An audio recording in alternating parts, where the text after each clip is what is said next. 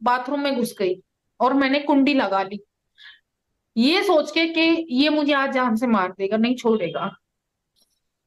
तो उस घटिया आदमी को उस टाइम पे ये था कि अब भी उसने बाथरूम के पास जाकर भी ये बोला बाहर निकल, लेकिन मैंने कुंडी नहीं खोली और मैं अंदर बैठी बैठी रो रही थी, दर्द के मारे बुरा हाल था। वो बाहर हॉल में लेट गया और बाहर के मेन डोर जो है उसकी कुंडी लगा कर ताला लगा दिया। हम्म। और मैं वॉशरूम में बैठी बैठी रो रही हूँ, लैट्रिन पेशाब मेरे कपड़ों में निकला हुआ है। और ये तो शुक्र है उस टाइम पे जो मेरे मैली नाइटी वहां पे लटकी हुई थी। और पहले तो मैंने गर्मी का टाइम था, जून का टाइम था, और पहले तो मैंने पानी डाला अपने सर पे क्योंकि मैं पूरी सुन्न हो गई थी, मुझे चक्कर आ रहे थे कि जैसे अब मरी। तो मैंने पानी डाला सर पे और मैं बैठी रही थोड़ी देर, और बैठी बैठी मैं ये सोच रही थी कि आज तो ये तेरे को नहीं छोड़ेगा, आज तो ये तेरे को नहीं छोड़। और मैं बैठी भी इसीलिए थी ताकि उसका थोड़ा सनक कम हो जाए, थोड़ा उसका गुस्सा ठंडा हो जाए, नहीं तो आज मुझे वो नहीं छोड़ेगा। तो वहां पे एक शीशा लगा था, मैंने उसमें देख के और थोड़ा सा अपना जबड़ा सीधा किया, तो कट से आवाज भी आई। कुछ हद तक मेरे को रिलैक्स मिला वो सीधा करने के बाद, लेकिन फिर भी दर्द था। तो मैं थोड़ी देर वहीं बैठी रही क्योंकि मुझे कुछ सूझ नहीं रहा था मैं क्या करूं, क्योंकि मुझे कोई बचाने वाला भी नहीं था उस टाइम पे वहां पे। तो मैंने वो नाइटी पहन ली, चेंज कर ली, और वो कपड़े मैंने वहीं छोड़ दिए लैट्रिन पेशाब के, वहीं छोड़ के मैं अंदर रूम में चली गई। और मैंने शिवांश को इशारे में बुला लिया, शिवांश आ गया मेरा बेटा वहीं पे। और शिवांश उस टाइम पे मेरा बेटा मेरे को क्या बोलता है आके, कि आंसू पूछ के कि मम्मी आज ना कोई नहीं था, दादा भी दुकान पे नहीं थे, बाहर मेरे ससुर की परचून की दुकान थी। अगर वो वहां पे होता तो इतना है मेरे बेटा बुला के ले आता बचवाने के लिए किसी ना किसी को। तो दोपहरी का टाइम था, सब अपने घरों में सोते हैं कूलर चला के। तो मेरे ससुर जो है ताश पे चले गए थे, 11 बजे चले गए थे, ये बात है 1 बजे की। तो उस टाइम पे सुन था, कोई नहीं था। तो मेरा बेटा क्या बोला कि मम्मी ये तो दादा नहीं थे दुकान पे, नहीं तो मैं उनको बुला के ले आता, फिर आपको ना इतनी मार नहीं खानी पड़ती। मैंने मेरे बेटे को छाती से लगा लिया कि बेटा मैं ठीक हूँ। मेरा बेटा 3 ही 4 साल का था, 4 साल का। तो मैंने उसको गले पे लगा लिया कि बेटा शांत हो जा, मैं ठीक हूँ। पर मैं ठीक नहीं थी। मैं मेरा पूरा सर सूजा हुआ था, दर्द के मारे बुरा हाल था, उंगली तक नहीं लगाई जा रही थी। पर बच्चा घबरा ना जाए इसलिए मैंने उसको शांत कर दिया और मैंने बोला बेटा आप बाहर बैठो। तो अंदर से वो सन की क्या बोल रहा है, मतलब होल में से को ना यहाँ पे सड़ा दूंगा, ताला रखूंगा, कैमरे लगवाऊंगा, तेरे को यहाँ पे सड़ा दूंगा, तू लैट्रिन भी घर में करेगी, तू खाएगी भी घर में, तू सड़ जाएगी, तेरे को धूप नहीं देखने दूंगा, तू तरस जाएगी बाहर के दर्शन के लिए, तेरा वो हाल कर दूंगा मैं। तो अब मेरे को ये टेंशन खाए जा रही थी कि मैं निकलू तो निकलू कैसे। अब उसकी ड्यूटी ऐसी है, उसने पहले ही 1-2 ड्यूटी एक्स्ट्रा की हुई थी। अब मेरे को ये था कि अब मैं क्या करूं, ये तो अगर 4 दिन भी नहीं जाएगा तो मेरा क्या बनेगा, अगर ये 2 दिन भी। और उसका एक पॉइंट और है कि उसको ये था कि पहले इसने कुछ नहीं किया तो अब क्या करेगी, और पहले जब उसने मुझे मारा है तो उसने गलती, जैसे होता है ना कि आज के बाद नहीं करूंगा, गलती हो गई, थोड़ी सी सनक चढ़ गई थी मुझे, तो पहले मैं मान जाती थी। मेरे को ये रहता था क्यों मायके में बताया, उनको परेशान किया, हम 2 दिन के बाद फिर से ठीक हो जाएंगे, उनकी इनका मन मुटाव हो जाएगा खामा खा। तो और ना मैं चाहती थी कि समाज में पड़ोसियों में हमारी तौहीन हो, मेरी बेइज्जती हो। तो पहले उसने मनाया हुआ था, उसने ये सोचा था कि खूब मार लिया, आज छुट्टी कर लूंगा, मना लूंगा। अभी उसका मनाने का तरीका क्या था, बाइक की जो चाबी होती है ना, वो कभी मेरे कान में डालना, कभी अंडराम्स में डालना, कभी पैर के तलवों में चलाना, कि मानेगी कि नहीं, मानेगी कि नहीं। तो दर्द के मारे मजबूरन मुझे मानना पड़ता था। तो अब मुझे ये था कि ये मार खाई सो खाई, अब ये रात को छुट्टी करेगा और यहीं रहेगा तो ये पूरी रात मुझे सोने नहीं देगा, ना जीने देगा, ना खाने देगा। ऊपर से सुबह के टाइम, सुबह होते होते शायद अभी ये और मार सकता है, सुबह तक की कोशिश करेगा मनाने की। और मनाने का तरीका तो मुझे इसका याद आ रहा था कि क्या तरीका अपनाएगा ये। तो अब मैं ये सोच रही कि निकलूं तो निकलूं कैसे यहाँ से। तो मैंने कपड़े चेंज किए, कपड़े चेंज करके मैं बाहर गई तो मैंने चाबी मांगी। बोला कि क्या करना है, नहीं निकलने दूंगा बाहर। मैंने बोला मेरी इतनी ज्यादा कंडीशन खराब है, मेरा सर दुख रहा है, मैं चक्कर खा आ रही है, मैं मर जाऊंगी। तो इतना कहने के बाद मैंने बहुत सारी रिक्वेस्ट की कि दरवाजा खोल दो, मुझे डॉक्टर के पास जाना है। तो उसको ये लगा कि कभी सच में कुछ हो जाए, तो ये सोच के वो बोला कि मैं लेके जाऊंगा अकेला, तो तेरे को घर से बाहर निकलने भी ना दूं मैं अब। उसको ये था बाहर निकलेगी कहीं से फोन मिल जाएगा तो ये अपने मायके इन्फॉर्म कर देगी। फिर वो मुझे लेके जाता है खांसी जुकाम वाले डॉक्टर के पास। मैंने वहां जाके बताया तो वहां जाके ये क्या बोलता है कि डॉक्टर साहब ये ना छत से गिर गई, सीढ़ियों से गिर गई, तो इसको मतलब मेरा फेस सूजा हुआ था, बोलिए गिर गई। तो मैंने वहां पे थोड़ी सी हिम्मत दिखाई, मैंने बोला नहीं डॉक्टर साहब इसने मुझे मारा है। तो डॉक्टर ने हमारी सिचुएशन समझ के बोला कि मैं इसमें कुछ नहीं कर सकता, इसको हड्डी वाले डॉक्टर के पास ले जाओ। तो इतना कहने पर वो मुझे वापस घर ले जाने लगा। तो मैंने जिद की कि नहीं तेरे को नहीं जाना, मत जाओ, मैं तो दिखा के आऊं क्योंकि मेरे को चक्कर आ रही है। अगर मुझे कुछ हो गया तो मेरे बच्चे अनाथ हो जाएंगे। मुझे पता है वो आदमी बच्चों का भी नहीं है, तो मैं ये सोच के कि मुझे डॉक्टर के पास जाना है, तब वो मुझे लेके गया, मजबूरन लेके गया डॉक्टर के पास। वहां जाने के बाद उस डॉक्टर को भी उस घटिया इंसान ने यही बात बोली कि ये सीढ़ियों से गिर गई, लेकिन वहां मुझे ये था कि पब्लिक प्लेस में कुछ नहीं करेगा इतना कुछ। तो मैंने बोला नहीं डॉक्टर साहब मुझे आपसे अकेले में बात करनी है। डॉक्टर ने बोला कि ठीक है। तो डॉक्टर साहब ने उन्हें बाहर भेज दिया और मेरे से पूछा, तो मैंने बताया कि इस आदमी ने मुझे जानवरों की तरह मारा है और मेरी ये कंडीशन है, मुझे एक बार मेरे मायके बात करनी है। तो उन्होंने बोला कि आप रिसेप्शन से कर लो। तो मैंने बोला वो मारेगा। बोला नहीं पब्लिक प्लेस में ऐसा कुछ नहीं करेगा, उसकी हिम्मत नहीं होगी। तो मैंने रिसेप्शन पे जाके जब फोन मांगा तो वो वहां भी आके एक बार बोला कि क्या है, क्या करना, क्या करना। तो मैंने वहां पे थोड़ी सी हिम्मत दिखा के मैंने ये बोला बस अब नहीं, यहाँ पे नहीं। तो उसको ये हो गया कि हाँ आज तो भाई तूने कुछ ज्यादा ही कर दिया, मारा पहले भी है पर गलती मान लेता था, लेकिन आज तो तूने हद ही कर दी। तो उसको ये हो गया मानने वाली नहीं है आज तो मैंने फोन लिया और कुछ पब्लिक को देख के वो ज्यादा नहीं बोला। तो मैंने फोन लिया, मैंने फोन किया मेरी मम्मी के पास, मैंने बताया कि मम्मी ऐसे ऐसे इसने मुझे जानवरों की तरह मारा है और ये बात थी, इसने मुझे पैसों पे मारा है, मैंने ये बोला था कि कुछ पैसे कर दो, इसी बात पे इसने मुझे इतना मारा है।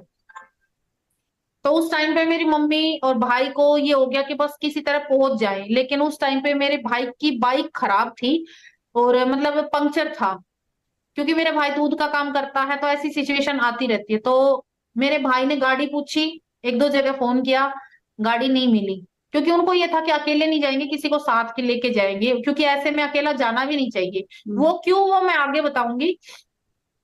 तो मैंने दोबारा कॉल की 10 मिनट बाद, मम्मी निकल लिए। तो मम्मी ने बोला बेटा गाड़ी, मैंने बोला गाड़ी नहीं मिलेगी तो मैं तो मुझे इसके साथ जाना पड़ेगा, ये मुझे घर जाते ही जान से मार देगा, मुझे अब नहीं छोड़ेगा ये। तो मेरी मम्मी फिर बाइक से भागने लगी कि भाई आगे पंक्चर करवा लेंगे, तू निकल पहले यहाँ से। तो फिर आगे जिन्होंने मेरे रिश्ता करवाया था वो मिल गया, उसने अपनी गाड़ी निकाली और फिर वो वहां से चल दिए। तो डॉक्टर ने मेरी तबीयत मतलब ये सर इतना सूज गया था, तो डॉक्टर ने ये बोला कि इसका सीटी स्कैन कराओ, अ, थोड़ी कंडीशन ज्यादा ही मुझे दिक्कत लग रही है, आप रिस्क मत लो। तो जब उन्होंने मुझे दूसरे हॉस्पिटल रेफर किया तो उस बीच मेरे मायके वालों को टाइम मिल गया मेरे तक पहुंचने का। घटिया आदमी ने, मेरे मायके वालों ने इतना फोन किया इसके पास, क्योंकि मेरा फोन भी इसने छीन रखा था और अपना फोन तो छीन ही रखा था, मतलब अपना फोन तो उसके पास था ही, मेरा फोन भी छीन रखा था। तो मेरे घर वालों ने इतनी बार कॉल की उसके पास, पर उस बंदे ने फोन नहीं उठाया। और यहाँ तक कि बाइक को इतनी तेज चला के लेके गया था, मैं और मेरे बेटा सुबह से भूखे प्यासे साथ में थे। उसने तो फिर भी अपने जहां पे वो जॉब करता है वहां से समोसे खा रखे थे, हम दोनों खाली पेट थे। और इतनी तेज बाइक चला रहा था जान पूछ के, ताकि कुछ ना कुछ आज हो जाए, फिर नाम एक्सीडेंट का आए कि एक्सीडेंट हो गया था हमारा। और साथ में मैंने बताया कि एक भाई थे जो जिन्होंने रिश्ता करवाया था उनका। तो इस घटिया आदमी ने वहां भी इतनी कोशिश की थी कि नाम एक्सीडेंट का हो जाएगा, जो सूजन थी वो बता देंगे कि एक्सीडेंट में हो गया। इतनी इसने ये भी नहीं सोचा छोटा बच्चा साथ में है, अगर कोई बात हो गई तो क्या होगा, मतलब वो होते हैं ना सनक, सनक तो उसको इतनी चढ़ती है कि सनक सनक में वो किसी का मर्डर भी कर सकता है। तो हम घर आए, तो उस दौरान जिसकी गाड़ी थी, जिस भाई की, उसकी एज ठीक है, लगता भाई है, लेकिन उसके भी बच्चों की शादी हो रखी है, ठीक ठाक एज है, तो उसकी फोन कॉल आई हुई थी, वो था बाहर। अब ना मुझे पता था, ना उस सनकी को पता था कि साथ में कोई और भी है। उसने देखिए पढ़ाई में उसका दिमाग नहीं चला, लेकिन इन चीजों में, क्राइम में कितना चलता है। उसने सोचा कि दोनों माँ बेटे हैं, मेरी मम्मी और मेरा भाई। उसने क्या किया, घर में घुसते ही चाकू उठाया और अपने आप को काटने लगा। बोला कि मैं अपने आप को खत्म कर लूंगा अगर तुम इसको लेके गए तो। उसको ये था कि लेके जाएंगे आज, मैं अपने आप को खत्म कर लूंगा। और वो मार रहा, तवा अपने सर पे मार रहा। अब उसकी प्लानिंग क्या थी कि मेरे भाई पर ये इल्जाम आ जाए कि मेरे घर में घुस के इन माँ बेटों ने मुझे मारा और मेरी पत्नी ने मुझे पिटवाया। उसकी साजिश ये थी। बोला कि तुम लोग मेरे घर आके ये कर रहे हो, तुम्हारी हिम्मत कैसे हो गई, जानबूझ के अपने आप को चोट दे रहा वो। हम समझ चुके थे कि ये क्यों कर रहा है, क्योंकि देखिए कोई भी समझ जाएगा, अगर कोई बंदा गलती करके अपने आप को चोट पहुंचाएगा तो उसका मकसद क्या हो सकता है। तो अभी उसको पता नहीं था, तो वो भाई जो साथ आ रखे थे वो अंदर आ गया। तब वो ये चौंक गया कि अब ये ड्रामा तो और भी कोई देखेगा तो तुम्हारा कोई फायदा नहीं है। तो फिर उसके हाथ से जब छीन लिया तो वो बैठ गया। अब मेरे भाई ने, मेरे माँ भाई मेरे भाई ने, मेरी मम्मी ने तो देख लिया मेरी कंडीशन। मेरी मम्मी मुझे देखकर रोने लग गई थी। मेरे भाई ने बोला कि तैयार हो ले। और जो भाई साथ गए हुए थे, उसने, हालांकि वो उस टाइप के है कि जब तक हो सके कॉम्प्रोमाइज या फिर एक दूसरे को समझा के वही सेटल करके आए। लेकिन उसने मेरा हालात देख लिए थे, मेरा लैट्रिन पेशाब सब कुछ देख लिया था, तो उसने मुझे ये बोला चल हमारे साथ। तो मैंने उस टाइम पे गुस्से गुस्से में, उस टाइम पे देखिए मेरे से एक बहुत बड़ी गलती हुई है, जो कि मैं कहूंगी कि बहनों आपसे ना हो, मेरी मैसेज ही लगा लो ये। उस टाइम पे मैंने कोई केस नहीं किया, कोई कंप्लेंट नहीं डाली। अगर उस दिन मैं कंप्लेंट डाल देती तो आज ना तो मैं घर से बाहर होती, ना मेरे बच्चे। मैं आज घर से बाहर हूँ, जिस घर के अंदर मैंने अपने खून पसीना, मेहनत, अपने पैसा सब कुछ लगा के आई हूँ, उस घर से आज मैं बाहर हूँ। मेरे बच्चे बाहर हैं और वो लोग वहां हैं जिन्होंने, मेरे सास ससुर ने हाथ खड़े कर लिए थे कि चाहे जियो चाहे मरो, चाहे सड़क पे बैठ के भीख मांगो, हम आगे ना पीछे। वो लोग आज वहां पे रह रहे। तो मेरे को ये था कि चलो अपने घर चलते हैं, कुछ दिन में सब ठीक हो जाएगा। मेरे को ये दूर दूर तक नहीं था कि मैं कोई कंप्लेंट करूंगी, अलग रहूंगी, अलग कुछ अपना करूंगी। मेरे दिमाग में दूर दूर तक नहीं था। मेरे भाई कह रहा था कि अपने कपड़े ले ले, और मेरे को ये था कपड़े का क्या करना है, मैं चल रही चल, मेरे को कपड़ों से क्या लेना।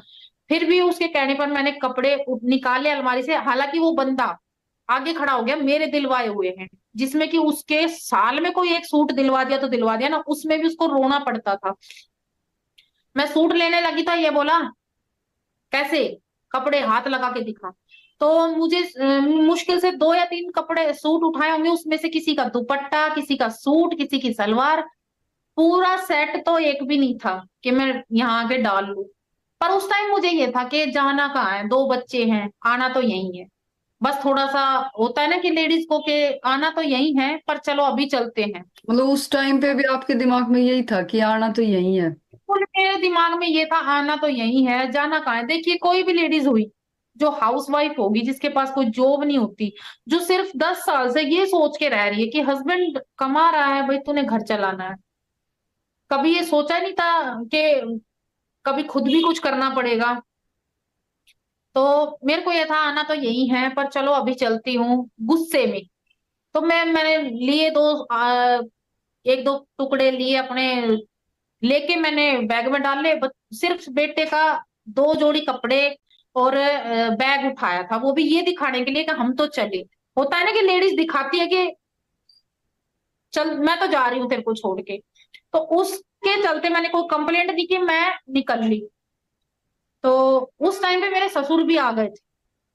मेरे ससुर ने एक बार भी अपने बेटे को ये नहीं बोला कि तूने ये किया तो किया क्या। हम मेरे ससुर के सामने निकले हैं। मेरे ससुर को पता है वो सन की है, पता है। उस टाइम पे वो सनक चढ़ती है, और सनक मेरे ससुर को भी चढ़ती है। पर सनकियों के बीच रह रही थी मैं इतने सालों से। तो मैं जब वहां से निकल आई, तो मुझे ये था, मैं जून की छुट्टियां थी, तो मैं 1 महीना अपने मायके रही थी। मुझे ये था आज नहीं तो कल वो गलती मानेगा, आएगा। बच्चे हैं, बच्चों की सोच के मेरे दिमाग में दूर दूर तक नहीं था कि मैं कोई कंप्लेंट भी आगे करूंगी।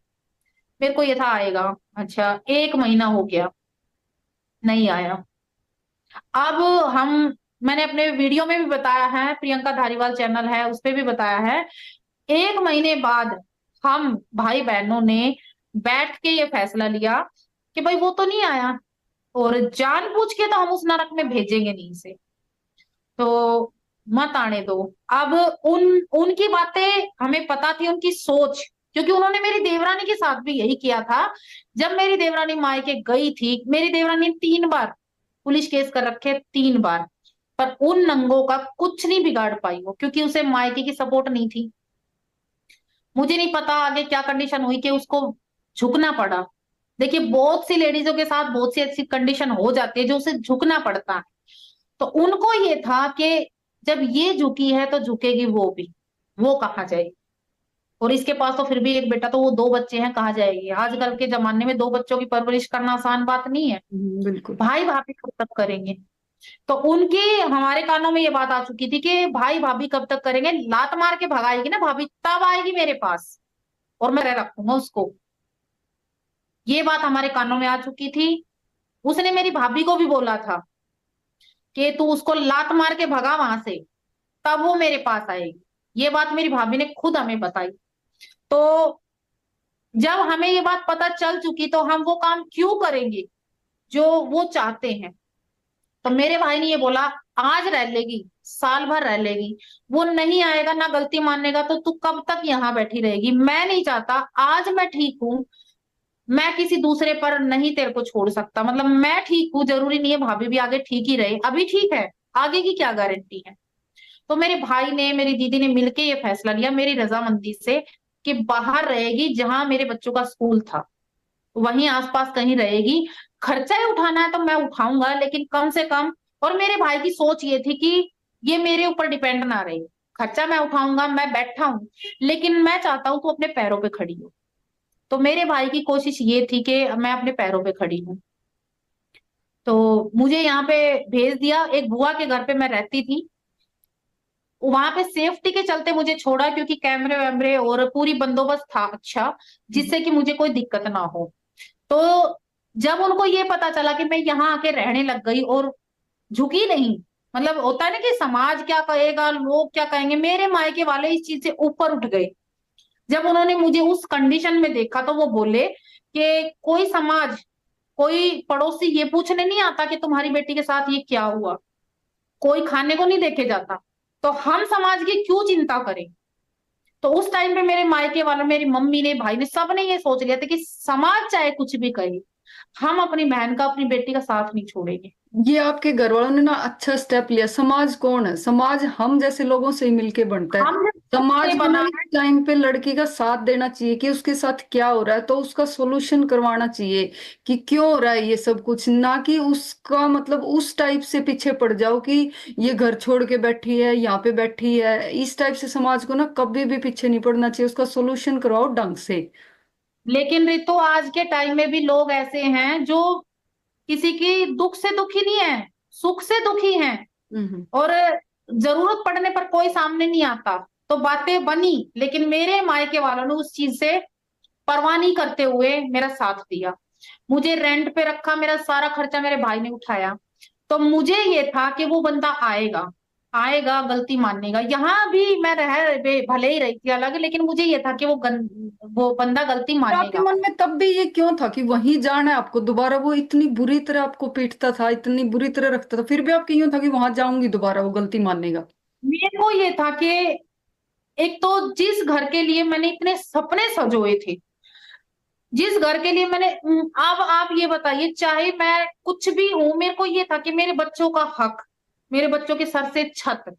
देखिए, मैंने अपने लिए, अपने बच्चों के लिए इतनी मेहनत की, और आज मैं बाहर हूँ। एक लड़की और यहीं वो हार जाती है कि अपने बच्चों के लिए।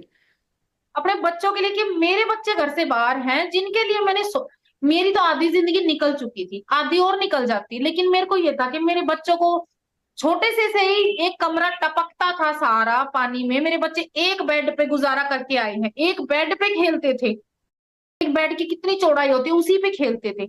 मुझे ये था मेरे बच्चों का घर, उनका हक, तो मेरे को ये था जाना तो वही है, मेरे साथ चाहे जो हुआ हो कम से कम मेरे बच्चे सही रहेंगे, ये सोच के मैं यहाँ रह भले ही रही थी।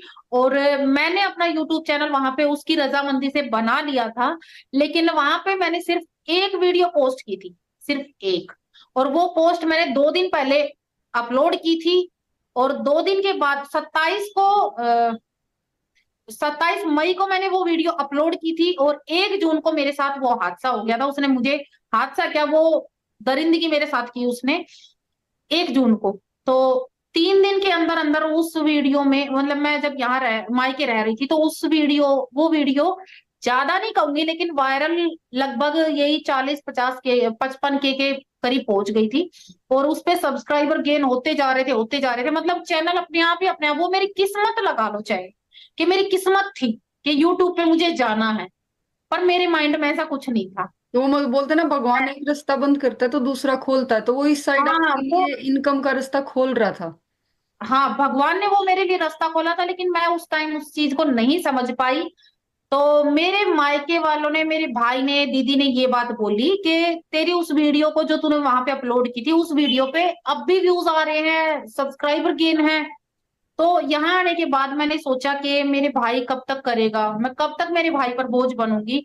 कोई भी लेडीज ये नहीं चाहती कि वो किसी पर बोझ बने। हाँ, अगर हम ससुराल में रहते हैं और हमारा पति बाहर कमाता है, तो हम ये सोच के घर में काम करते हैं कि भाई अपना घर है। हम, हालांकि वो चीज दिखती नहीं है किसी को, मेहनत तो वो भी है, घर गृहस्थी चलाना आसान बात नहीं है। तो मेरे को ये था कि कुछ करूँ, तो मैं स्कूल ज्वाइन किया, मैं 1 हफ्ता स्कूल गई पढ़ाने के लिए। तो वहां से ज्यादा देखिए, मैं फ्रेशर थी, मैंने खाली ट्यूशन किया था, हम्म। उसके बाद मैंने कभी स्कूल ज्वाइन नहीं किया। तो मैं फ्रेशर थी, ज्यादा से ज्यादा 3-4 हजार रुपए, ज्यादा से ज्यादा, और वो भी फ्रेशर को तो वो भी कोई नहीं देता। तो उसमें मैं ज्यादा कुछ नहीं कर सकती थी, पर मुझे ये था कि मुझे एक्सपीरियंस हो जाएगा, ज्यादा कुछ नहीं, बच्चों का खाना पीना एक्स्ट्रा जो भी है वो मैं कर पाऊं तो मुझे खुशी होगी। तो 1 हफ्ता मैं गई, तो वहां से क्या हुआ कि जिस दिन मेरे, एक दिन मुझे जाना था और मेरे बच्चों की छुट्टी, अब मैं बच्चों को किसके पास छोड़ू। ये जब दिक्कत आई तो मेरे भाई को मैंने बताया, मेरी दी को बताया, तो उन्होंने बोला नहीं, नहीं हो पाएगा। तो यूट्यूब पे मैं 1-2 शॉर्ट्स डाल रही थी, शॉर्ट्स वीडियो, ताकि मेरे भाई ने, दीदी ने बोला कि डाल, जब चैनल तेरा ग्रो कर रहा है तो तू डालती क्यों नहीं। तो मैंने डाल भले ही दिया था, पर मेरा मन नहीं था, क्योंकि मेरी सिचुएशन ये थी कि मेरा ऐसा मन था, मैं बच्चों की तरफ देख के जिंदा थी बस। हम्म। अगर उस सिचुएशन में मेरे भाई मेरी दी मुझे नहीं संभालते, तो शायद मैं मर जाती वैसे, या मैं पागल हो जाती। तो मैं वीडियो डाल रही थी, मेरा मन नहीं था, फिर भी मैं डाल रही थी। तो मेरे भाई ने बोला दोनों काम एक साथ नहीं होगा, ऐसा कर, मैं तेरा खर्चा चलाऊंगा घर का, मैं सब कुछ बच्चों का सारा खर्चा मैं उठाऊंगा, तू सिर्फ अपने बच्चों को संभाल और अपना यूट्यूब चैनल पे काम कर, उसी को संभाल, घर में रह के तू वही काम कर सकती है और कोई नहीं कर सकती। तब मैंने यूट्यूब पे काम स्टार्ट कर दिया। मैं दिन की यही 2-4 शॉर्ट्स वीडियो डालती थी, लॉन्ग वीडियो उस टाइम पे मैं डालती नहीं थी। तो हम्म। मेरा ध्यान आता उधर, हालांकि मेरे घर के बोलते थे, घर वाले के छोड़ उस चीज को, छोड़। तो जब मैं यहाँ रह रही थी, तो मुझे मेरे हस्बैंड यहाँ पे आके, उनको पता चल गया यहाँ रह रही हूँ, मुझे परेशान करने लगा। यहाँ आके स्टैंड पे, बच्चों के स्टैंड पे, तो कभी जहां मैं रह रही थी वो घर पे, वहां तक पहुंच गया। फिर मैंने कंप्लेंट की, थाने में जाके मैंने कंप्लेंट की कि ऐसे ऐसे मुझे परेशान किया जा रहा है, मुझे ऐसे ऐसे पहले मारा था, मैं बाहर रह रही हूँ तो मुझे यहाँ भी नहीं जीने दे रहा। कंप्लेंट करने के बाद भी वो बंदा नहीं माना, वो अपनी माँ को, अपने पापा को लेके आया और वहां भी गाली गलौज की। मैंने फोन किया, पुलिस आने वाली थी, इतनी देर में वो लोग भाग खड़े हुए। कमी नहीं थी तो क्यों भागे, वो लोग भाग गए। तो उसके बाद मैं दोबारा से कंप्लेंट करने के लिए गई कि ऐसे ऐसे मुझे यहाँ भी आके परेशान किया। तो पुलिस वालों ने मुझे भेज दिया वुमेन सेल, कि आप वहां जाओ, घरेलू मामले वहां सुलझाए जाते। अब मुझे तो पता ही नहीं क्या वुमेन सेल होता है, कहाँ क्या सुनवाई होती है, कुछ होता भी है कि नहीं होता, क्योंकि मैं इस चीज से दूर दूर तक वाकिफ नहीं थी, मैंने कभी नहीं जाना था इस चीज के बारे में। हम्म। तो मैं वुमेन सेल गई, वहां पे मैंने ऐसे ऐसे अपनी कंप्लेंट दी, दोनों तरफा को बुलाया गया, कई बार काउंसलिंग हुई, कोर्ट में भी मीडिएशन हुआ, हर तारीख में वो घटिया आदमी मुझ पर एलिगेशन पे एलिगेशन, एलिगेशन पे एलिगेशन लगाता चला गया। मतलब पहले तो उसने ये बोला कि कितने दिन रहेगी, वो ऐसे बोल के जाता था, कितने दिन रहेगी, भाई भाभी लात मारेंगे। उसके पापा साथ में आते थे, मेरा ससुर। और देखिए, घर में जब बड़ा बुजुर्ग होता है तो वो कोशिश ये करता है कि बच्चों की सुलह करवाने की, घर बसवाने की। लेकिन यहाँ मामला दूसरा था, मेरा ससुर ही नहीं चाहता कि मैं उस घर में आऊं, क्योंकि उसे पता, मेरे ससुर को पता, सबको पता था कि मेरे कमजोरी वो घर है। वो मुझे चिढ़ाने के लिए क्या बोलता, चिढ़ाने के लिए था कि भाई सच में अपने दिल की भड़ास निकाल के जाता था कि वो घर अब मेरा है, और वो घर मैं अपनी बेटी को दूंगा, छोटे बेटे को दूंगा। और ऐसे अंगूठे दिखा के जाते थे, चिढ़ा के कि ले लेना घर। चलो मेरे हस्बैंड से तो मैं उम्मीद कर लूं, वो घर का मुखिया बोलते हैं, बड़े बुजुर्ग घर का, कहते हैं ना घर की मालता, मुखिया। हम्म। वो बंदा मेरे को ऐसे अंगूठे दिखा के जाता, मुझे मेरी माँ को, कि ले लेना पैसे, ले लेना घर। तो ऐसे ऐसे कई काउंसलिंग चली। और मैंने तब तक यूट्यूब पे सिर्फ और सिर्फ अपनी शॉर्ट्स वीडियो अपलोड की थी, और डेली रूटीन और कॉमेडी वीडियो में डालती थी। मैंने कोई इनके बारे में कुछ नहीं बताया था। ऐसे करते करते उस आदमी के मेरे सामने रूप आते गए। तो मेरे दिन मतलब उस टाइम तक मेरे को ये था कि यूट्यूब पे मैं डाल भले रही थी, मन नहीं था, लेकिन जैसे जैसे वो आदमी मुझे अपना चेहरा दिखाता गया, कि मेरे को ये होता रहा कि ये नहीं सुधरेगा, ये गलती नहीं मानेगा, कब तक, कब तक बैठी रहूंगी।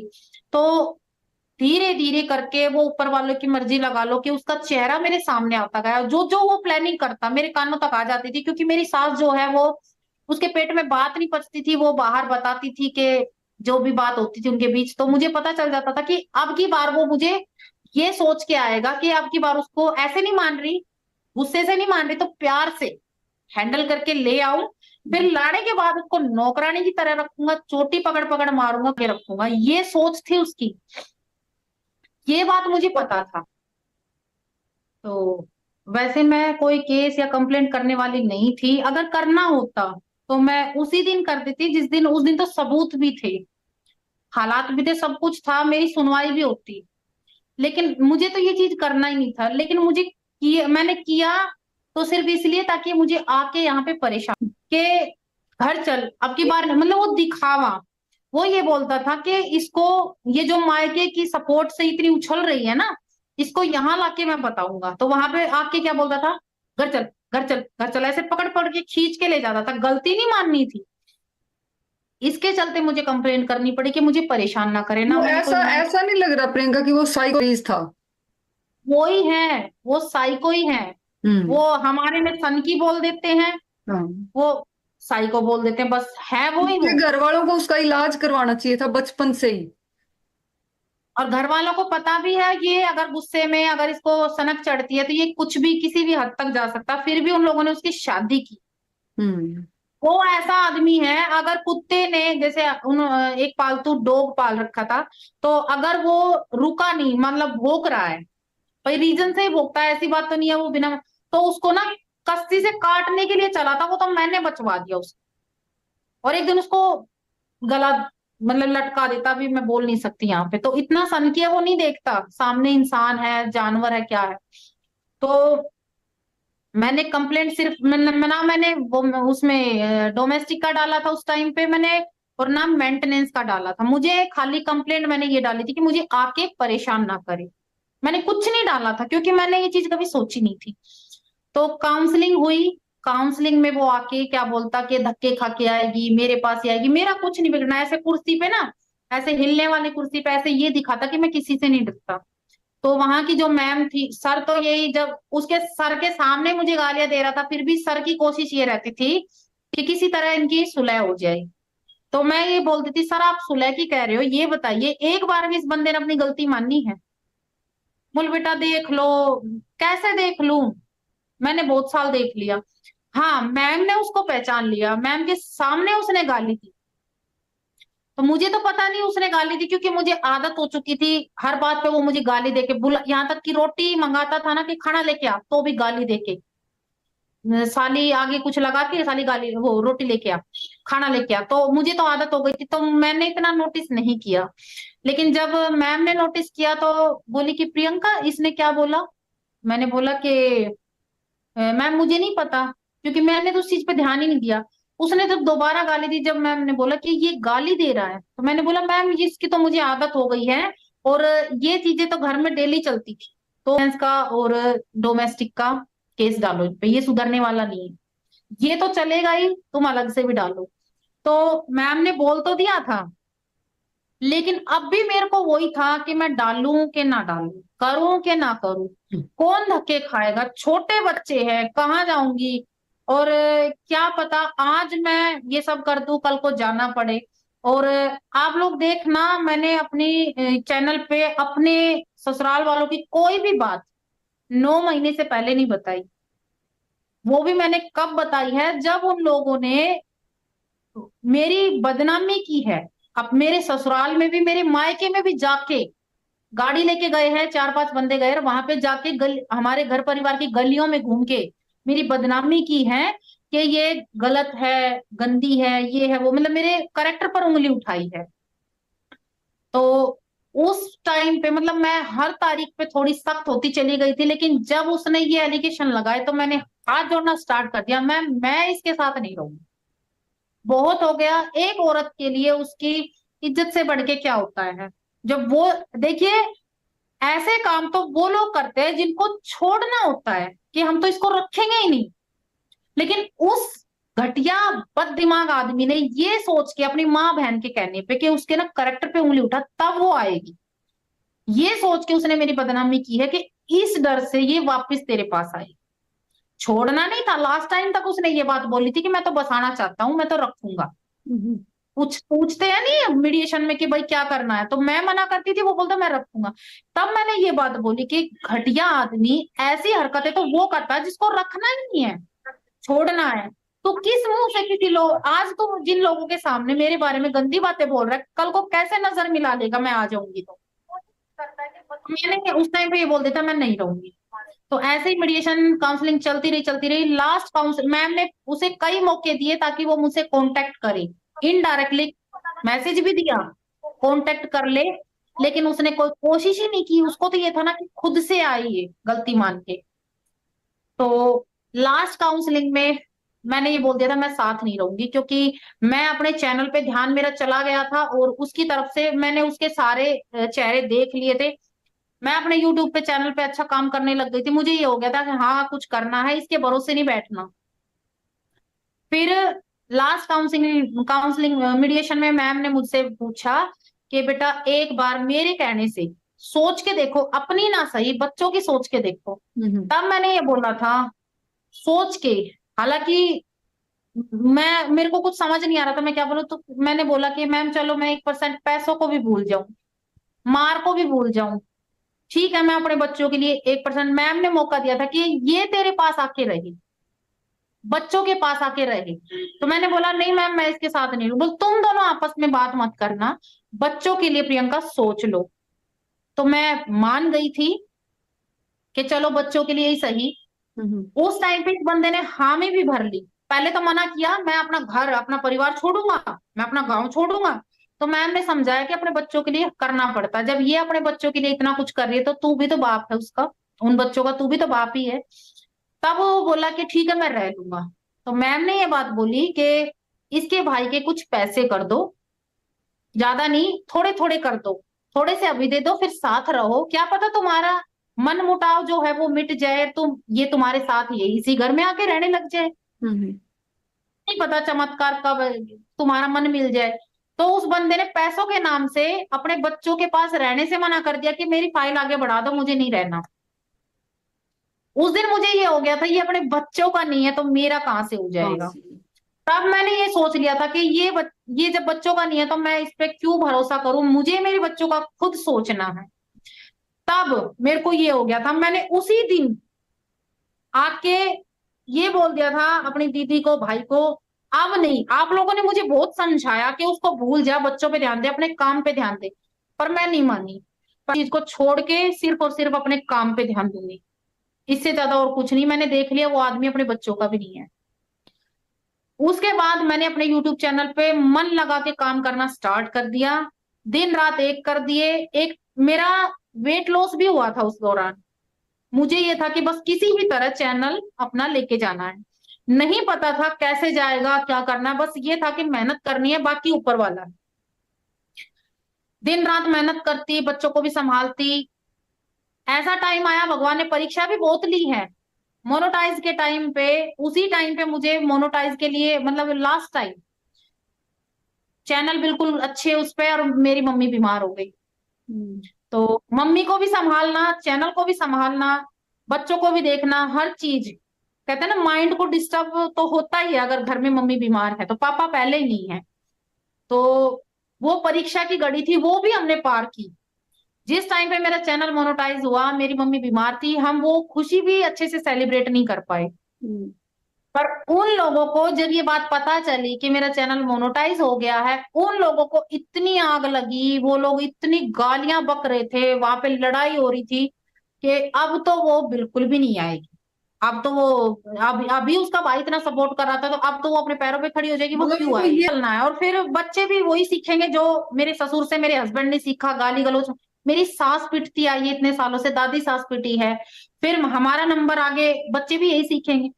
तो फिर मैं अपने यूट्यूब पे, मतलब मेरा चैनल मोनेटाइज हो गया। उन लोगों के, मेरा यहाँ तक कि जब मेरा पिन आया तो उन लोगों ने हदें पार कर दी। गांव फोन कर रहे हैं, मेरे गांव फोन कर रहे हैं, चैनल मोनेटाइज हुआ तब भी। जो चाचा ताऊ होते हैं अड़ोस पड़ोस के, उनके पास के, या तो फैसला या समझौता। उनको पता है कि भाई फैसला तो ये करेंगे नहीं, समझौता क्या पता हो जाए। तो उस टाइम पे मेरे भाई ने हमेशा की तरह मुझे सपोर्ट किया। जो लोग उस टाइम पे पंचायती बने थे, जिन्होंने ये सलाह दी कि या तो फैसला करो या फिर समझौता करो, उस टाइम पे मेरे भाई ने उनको साफ स्पष्ट जवाब दे दिया था, ना हम फैसला करेंगे, ना हम समझौता करेंगे।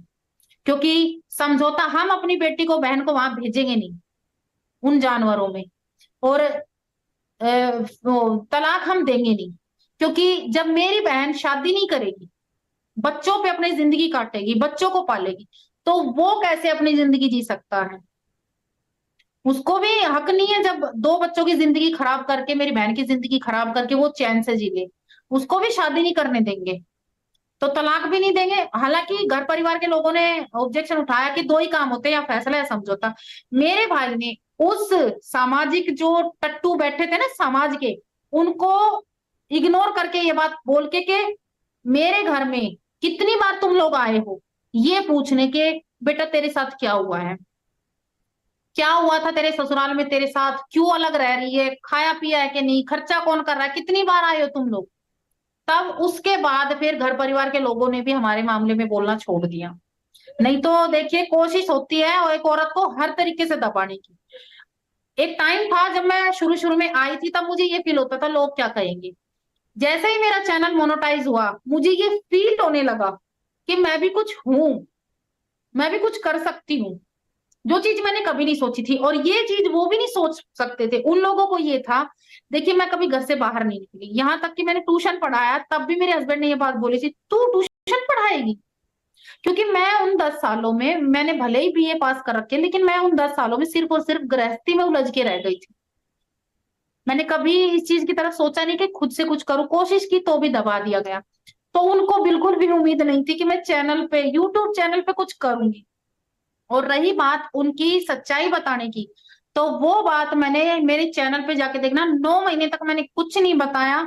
जब उस घटिया आदमी ने मेरे बच्चों को ठुकरा दिया और मेरे ऊपर गंदे गंदे एलिगेशन लगाए, जिस आदमी के साथ मैंने 10 साल गुजारे, उस आदमी ने मुझे ये सिला दिया, मेरी इतना कुछ मैंने उसके लिए किया उस चीज का, तो मुझे वो चीज फील हुई कि अब नहीं।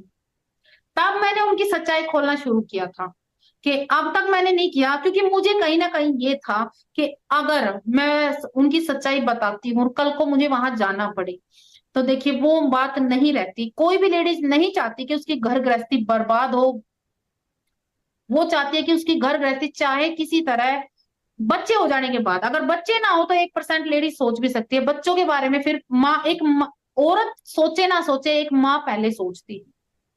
तो चैनल मोनेटाइज हो गया, मैं अपने चैनल पे दिन रात मेहनत करने लगी।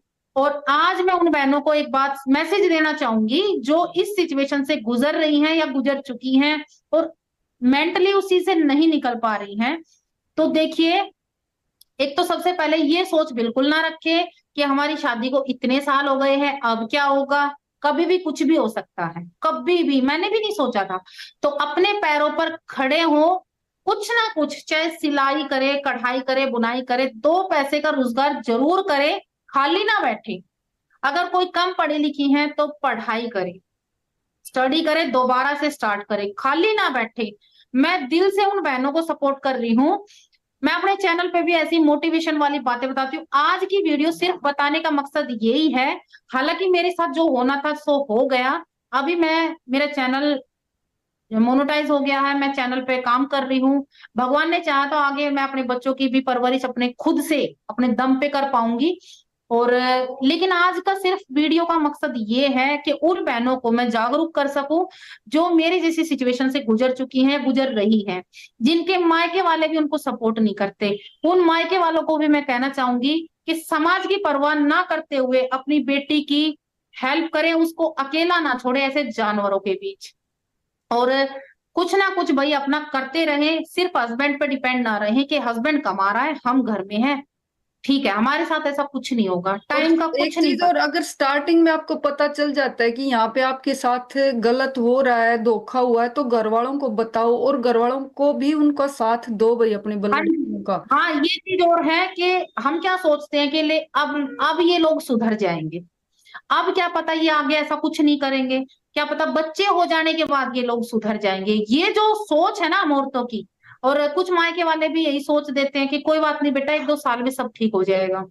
पर जो ऐसा सोचते हैं ना, 100 में से कोई 10% लोग ही ऐसे हैं जो आगे चल के सुधरते हैं, बाकी 90% लोग जो हैं और ज्यादा गंदे ही होते जाते हैं, मतलब उनकी सोच और ज्यादा घटिया होती जाती है। वो सोचते हैं औरत पैर की जुत्ती है, ये कुछ नहीं कर सकती। मेरे ससुराल वालों की भी यही सोच थी कि जो औरत, मैं बस से ट्रेवल नहीं कर सकती थी, मुझे डर लगता था। मेरे घर वाले मुझे बस में नहीं भेजते थे कि कहीं बच्चों को घुमा दूं, खो दूं। तो उनको ये था कि जो औरत बस में सफर नहीं कर सकती वो आगे क्या यूट्यूब चैनल चलाएगी, क्या करेगी। तो उनको दूर दूर तक उम्मीद नहीं थी। जब मेरा चैनल चला है तो उनको, मैं चाहे किसी के लिए ना हूं, पर उन लोगों के लिए एक किस्म से मिसाल ही लगा लो कि उन लोगों को ये धक्का लगा है कि मैं कुछ कर रही हूँ अपने पैर, मैंने चैनल चला लिया। तो वही प्रियंका उन ने लोगों को, बहुत अच्छा मैसेज दिया है। जो भी लोग इस वीडियो को देख रहे हो ना, उन सब से रिक्वेस्ट है कि मेरा चैनल तो सब्सक्राइब करना या मत करना, पर प्रियंका का चैनल जरूर सब्सक्राइब करना, और उसके चैनल पे सारी वीडियो देखो जाके, बहुत अच्छी वीडियो बनाती है वो, और उसने अपनी पूरी लाइफ की जर्नी बता रखी है। और ऐसी लड़कियों को सपोर्ट करो, ये समाज ही है जो ऐसी लड़कियों को ऊपर तक पहुंचा सकता है। तो ऐसी लड़कियों को जरूर सपोर्ट करो। और मेरी उन पेरेंट्स से भी सबसे रिक्वेस्ट है जिसके लड़के इस टाइप से साइको के मरीज हैं, उनको एक डॉक्टर को दिखाओ, साइकोलॉजिस्ट को, शादी से पहले उसका इलाज करवाओ, जब वो ठीक हो जाए तब उसकी शादी करो। ऐसे किसी की लड़की की जिंदगी मत खराब करो। ये सभी पेरेंट्स के लिए है जिनके बच्चे इस टाइप की बीमारी से जूझ रहे हो। अदरवाइज तो जो रिजल्ट बिल्कुल। प्रियंका का रहा है, ऐसा और भी लड़कियों का होगा आगे। तो सभी को इस बात पे और ना ध्यान देना, और इस वीडियो को ना ज्यादा से ज्यादा शेयर करना। और फिर दोबारा कह रही हूँ मैं कि प्रियंका के चैनल पर जरूर जाना, मैं डिस्क्रिप्शन में भी लिंक डाल दूंगी चैनल का। भाई देखिए यूट्यूब फैमिली, बहुत सी बातें ऐसी हैं जो कि हम इस घंटे सवा घंटे की वीडियो में नहीं बता पाते, क्योंकि 10 साल की जो मेरी जर्नी है, जो मैंने झेला है, वो हम चाहकर भी 1 घंटे में नहीं बता सकते। तो बहुत सी बातें ऐसी हैं जो मैंने अपने चैनल पे बताई हैं। यहाँ तो सिर्फ मैंने कुछ बातें ही आप लोगों को बताई है। तो मैं तो यही कहूंगी सभी बहनों से कि खाली ना बैठे, अपना कुछ ना कुछ करते रहें। और भाई उन भाइयों को, उन मायके वालों को कि बेटी को किसी भी हालत में अकेला ना छोड़े। ऐसे जानवरों के बीच उसको, वो नोच खाएंगे, उसको अकेला मत छोड़ो भाई, सपोर्ट करो, ताकि किसी की हिम्मत ना पड़े किसी की बेटी को, किसी की बहन को ऐसे जानवर से मार खाने की, जो उसे जानवरों की तरह मारे, ये अपनी पर्सनल प्रॉपर्टी समझ के मारी। ऐसा नहीं होना चाहिए। बिल्कुल। तो हम और लड़की के पेरेंट्स को भी ना अपनी बेटियों का जरूर साथ देना चाहिए। इस टाइप की अगर देना कोई चाहिए। स्टोरी होती है तो ये मत सोचो समाज क्या कहेगा। समाज क्या है, समाज एक हम मैसेज, सभी लोगों से मिलके बना है समाज। एक मैसेज और है कि कोई भी बहन ये मत सोचो कि हम कम पढ़े लिखे हैं, हम क्या करेंगे। हर इंसान में एक ना एक टैलेंट जरूर होता है, पर हम कई बार क्या होते हैं, उस टैलेंट को पहचान नहीं पाते। तो रिक्वेस्ट है कि ऐसा ना सोचे, अगर आप पढ़ाई लिखाई में नहीं हो तो आप क्या पता सिलाई कढ़ाई, मतलब हर इंसान में कोई ना कोई टैलेंट होता है, अपने टैलेंट को पहचानो। एक औरत कभी कमजोर नहीं होती, बस वो एक टाइम होता है वो समझ नहीं पाती। अगर औरत वो टाइम वो चीज समझ लेना कि तुम में क्या टैलेंट है, तो कोई औरत कमजोर नहीं है। ऐसा नहीं है कि आदमी से औरत कमजोर है, बल्कि आदमी कमजोर है, औरत नहीं। क्योंकि औरत जो कर जाएगी ना, वो आदमी कभी नहीं कर सकता। और ये सब आप जानते भी हैं। बाकी इस समाज के ढकोसलों से बाहर निकलो। समाज क्या कहेगा, लोग क्या कहेंगे, ऐसा हमें सोचना ही नहीं है। कोई समाज नहीं आता जब हम खाली पेट सोते हैं। मेरे बच्चों के सर पे छत नहीं है, मैं रेंट पे रह रही हूँ, रेंट टाइम पे देने को नहीं है, खाने के लिए मेरे बच्चों के लिए पूरा खाना नहीं है, पहनने के लिए कपड़े नहीं है, कोई समाज देने नहीं आता, ना कोई समाज पूछने आता है। तो समाज की तो चिंता छोड़ ही दे, कुछ कानून का सहारा ले, कुछ अपने मायके वालों का सहारा ले, आगे बढ़े, अपने समाज का टैलेंट अगर को मानना है पहचाने। तो समाज की ऐसी चीजें मानो ना, ये जो भाग के शादी करते हैं वो मत करो, गांव की गांव में शादी करते हैं वो मत करो, लिव इन रिलेशनशिप में चले जाते हैं तीन तीन चार चार बच्चे छोड़ के, वो मत जाओ। ऐसी चीजें मानो ना समाज की। हाँ, जो ऐसी चीजें क्यों नेगेटिव मानते चीजें हो समाज की कि भाई वो बेचारी 10 साल से वहां पे जूझ रही है और वो समाज के चक्कर में अपने घर वालों को भी नहीं बता पा रही। ये ऐसी जो चीजें सोच कभी है, मत मानो। ये जो सोच है कि ससुराल में ही रहना पड़ेगा, अब तो औरत का काम ही यही है, औरत तो पिटने के लिए है, ये सोच बिल्कुल नहीं होनी चाहिए। आगे बढ़ो, उस चीज से बाहर निकलो। कोई समाज कुछ नहीं होता, समाज हम जैसे लोगों से ही बनता है। हम अपनी सोच ऊपर लेके जाएंगे ना, तो समाज की सोच ऊपर जाएगी। ऐसा नहीं है। बाकी सब अपना टैलेंट पहचानो, निकलो। जो बहन मतलब घुट घुट के जी रही है ना, उस चीज से बाहर निकलो। और मुझे बहुत खुशी होगी अगर मेरी इस वीडियो से अगर कोई बहन मोटिवेट होती है, तो मुझे बहुत खुशी होगी कि मैं किसी बहन के काम आई, किसी बहन को उस चीज से बाहर निकालने के लिए काम आई। और एक मैं सभी पेरेंट्स को एक बात और बोलूंगी कि ना अपनी बेटियों को पढ़ाओ जरूर। एजुकेशन बहुत जरूरी है लड़कियों के लिए। लड़कों के लिए भी जरूरी है एजुकेशन तो, पर लड़कियों के लिए बहुत ज्यादा जरूरी है। उसको अपने पैरों पे खड़ा करो ताकि कल को जो प्रियंका के साथ हुआ है वो आगे उसके साथ जाके ना हो। एक और मैसेज है, कोई बात है, लड़कियों के लिए जितने मैसेज दिए जाए उतने कम है। एक मैसेज और है, मायके वाले क्या करते हैं, अपनी बेटी को देते तो गिफ्ट के तौर पे है, पर उसको नाम दहेज का दे दिया जाता है। तो वो सामान ना देके, वो वो ढकोसले ना करने की बजाय अगर बेटी के नाम या तो कोई प्लॉट या कुछ ऐसा सेविंग करे कि कल को अगर उसको ससुराल से धक्के भी लग जाते हैं, कोई ऐसी सिचुएशन आन पड़ती है कि उसको, अब देखिए मुझे 10 सालों में पता नहीं कितनी बार ये चीज सुनने को मिली है, निकलो मेरे घर से, निकलो मेरे घर से, मेरा घर है। नहीं, तो अगर मैं इसको एक बेटी प्रियंका को, इस बात पे मैं एक और बात बोलूंगी कि ये दहेज ना दे के, ये आप जैसे प्लॉट बोल रहे हो, भाई आपकी सिचुएशन ऐसी है, आप आपके हिसाब से ये बात ठीक है, प्लॉट दे दो। पर मेरे हिसाब से अगर लड़की को एजुकेशन देके उसको अपने पैरों पे खड़ा करके अगर उसकी शादी की जाए तो वो अपना घर खुद बना लेगी। उसको दहेज देना है तो एजुकेशन का दो, जॉब का दो। एजुकेशन तो है ही, एजुकेशन तो सबसे पहले। लेकिन अगर बहुत से माँ बाप क्या करते हैं कि फ्रिज टीवी कूलर, मतलब बेटी की सुख सुविधा देखते हैं। हम्म। अगर सबसे पहले तो एजुकेशन है, अगर फिर भी अगर सोचो ना, तो अपनी बेटी के लिए एक छोटी सी ऐसी सेविंग करके रखो, कल को वो वहां रहकर अपनी स्टडी कर सके, अपने कोई जॉब कर सके, उसको ये ना सुनना पड़े बात बात पे कि मेरा घर है। बिल्कुल। हस्बैंड जो है ताना मारता है ना कि मेरा घर है, तो उसके सर पे अगर, हाँ अगर वो एजुकेटेड है, जॉब करती है, तो वो अपने सर पे छत कर लेगी। वो सब कुछ कर औरत लेगी। मैं नहीं मानती, बिल्कुल, उसको दहेज देने की किसी जरूरत भी ही नहीं पड़ेगी आपको, वो सब कर जरूरत लेगी अपने नहीं। लिए। बिल्कुल। भाई कोशिश तो रीनू यही रहेगी कि हम ये समाज की सोच बदले। अब देखते हैं इस वीडियो से कितनी बहनें मोटिवेट होती हैं, कितने लोग मोटिवेट होते हैं, कितना असर पड़ता है, वो सब तो अब इन्हीं पे डिपेंड करता है। हम्म। बाकी हम तो यही कहेंगे कि जितना हो सके अपने ऊपर इंडिपेंडेंट बनो, तो प्रियंका पढ़ो। ने बहुत अब अच्छा मैसेज दिया है, प्रियंका की स्टोरी से बहुत अच्छा मैसेज मिला है कि हाँ, हालांकि स्टार्टिंग में 10 साल वो समाज की बंदिशों में बंधी रही, बट एटलीस्ट उसने 10 साल बाद स्टेप उठाया, वो अपने बच्चों को पाल रही है, अपने पैरों पे खड़ी हुई है, वो अपना यूट्यूब चैनल बहुत अच्छे से चला रही है। तो ये बहुत अच्छा काम कर रही है। और किसी बहन की इस टाइप की स्टोरी हो तो मेरी ईमेल आईडी है renusindu86@gmail.com, स्क्रीन पे भी आपको दिख रही होगी। तो इस ईमेल पे आप ईमेल कर सकते हो और मेरे को अपना मोबाइल नंबर दे सकते हो। मैं आपको कॉल करके आपकी स्टोरी सुन के और आप यूट्यूब पे जरूर डालेंगे। कि कोई भी अपनी स्टोरी से ऐसे इस टाइप का मोटिवेशनल मैसेज देना चाहती है या अपनी बहनों को ऐसे जागरूक करना चाहते हैं जैसे अभी प्रियंका ने किया, कि ऐसे दब के मत रहो, अदरवाइज तो लाइफ ऐसी बुरी हालत हो जाएगी। जैसे प्रियंका ने पूरी स्टोरी अभी सुनाई है, आपने सबने सुनी भी है। और भाई मेरे चैनल पे भी बहुत सी बहनें आई हैं मोटिवेट होके। और आगे भी मैं यही कहूंगी, अगर किसी बहन के साथ कोई गलत हो रहा है तो मेरा चैनल भी है प्रियंका धारीवाल के नाम से, आप लोग मुझसे कांटेक्ट कर सकते हैं। मैं भी जितनी मेरे से हेल्प होगी मैं जरूर करूंगी। हाँ जी, और मैं ना प्रियंका के चैनल का लिंक डिस्क्रिप्शन में भी डाल दूंगी, आप वहां से प्रियंका के चैनल पे जरूर जाएं, इसको जरूर सपोर्ट करें, क्योंकि देखो ये हिम्मत करके यहाँ तक आई है। अब आगे इस समाज का अगर कर्तव्य बनता है ना, तो ये बनता है कि उसको सपोर्ट करो, उसके चैनल पे जाओ, उसकी वीडियो देखो, उसका चैनल सब्सक्राइब करो और आगे भी शेयर करो। उसकी हिम्मत बढ़ना है तो ऐसे बनो। तो भाई आप सभी का धन्यवाद।